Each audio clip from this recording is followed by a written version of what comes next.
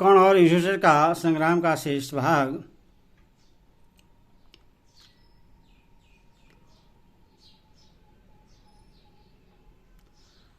थोड़ी ही देर में जब कर्ण की मूर्छा दूर हुई तो उसने विजय नामक अपना महान धनुष तान कर तेज किए हुए बाणों से युधिष्ठिर की प्रकृति रोक दी।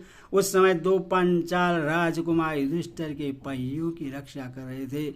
उनके नाम थे चंद्रदेव और दंडधार। कर्ण ने उन दोनों को सूर्य के समान आकार वाले दो बाणों से मार डाला। यह देख युधिष्ठिर ने कर्ण को पुनः 30 बाणों से घायल कर दिया। साथ ही सुसेन और सत्यसेन को भी 3-3 बाण मारे। फिर 90 बाणों से शल्य को और 73 से सूतपुत्र को बीच डाला तथा उसकी रक्षा करने वाले योद्धाओं को भी 3-3 बाणों से घायल किया।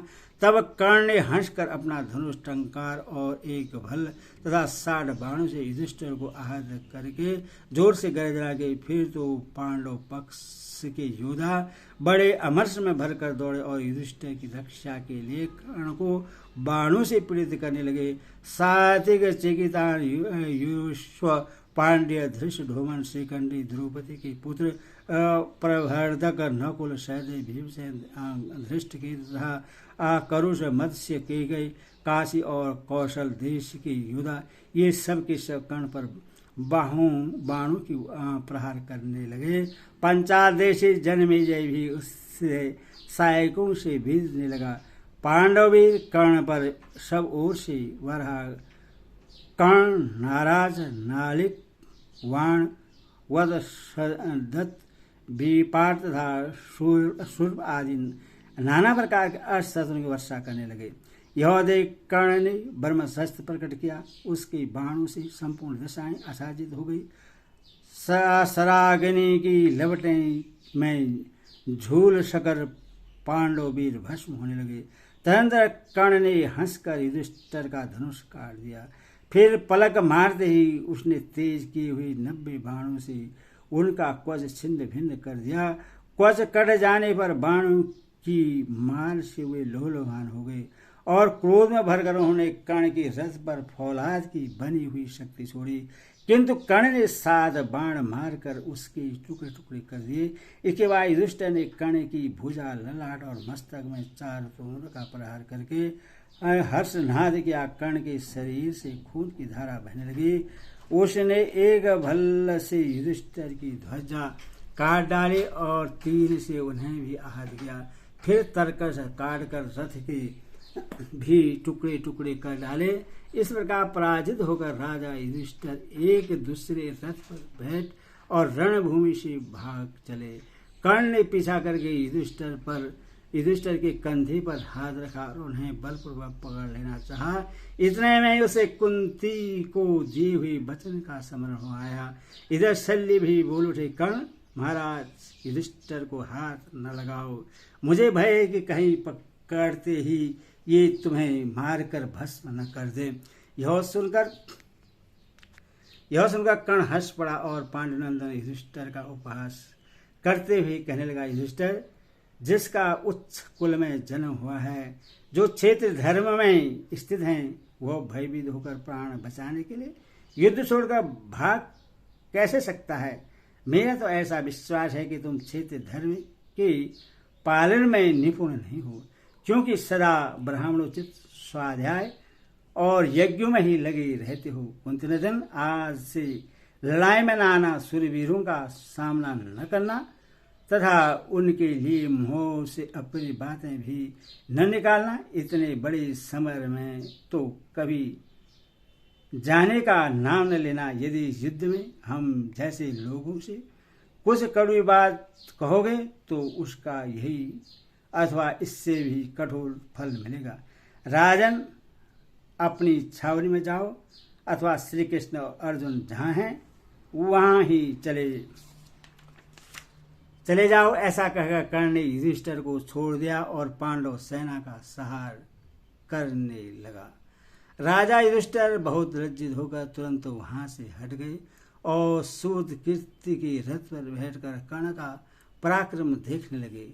अपनी सेना को खदेड़ी जाती हुई देख धर्मराज ने योद्धाओं से कुपित होकर कहा, अरे क्यों चुप बैठे हो, मारो इन कौरवों को। राजा की आज्ञा पाते ही भीमसेन आदि पांडव हारथी आपके पुत्रों पर टूट पड़े। उस समय रथ, हाथी और घोड़ों पर सवार हुए योद्धाओं तथा शस्त्रों का भयंकर शब्द होने लगा और उठो, मारो, आगे बढ़ो, दबोच लो, इस प्रकार कहते हुए वे आपस में मार काट करने लगे। उन आक्रमणकारियों के प्रचंड वेग को सहन करने की अपने में शक्ति न देकर आपके पुत्रों की विशाल सेना भागने लगी।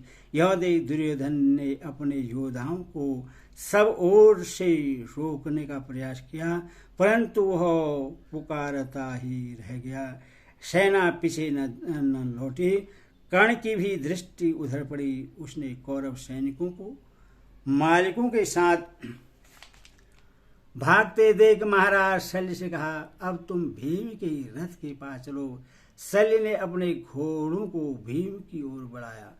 कर्ण को आते दे भीमसेन क्रोध में भर गया। उन्होंने सूतपुत्र को मार डालने का विचार करके वीरवर सात्यक की तथा धृष्टद्युम्न से कहा, अब तुम लोग महाराज युधिष्ठिर की रक्षा करो।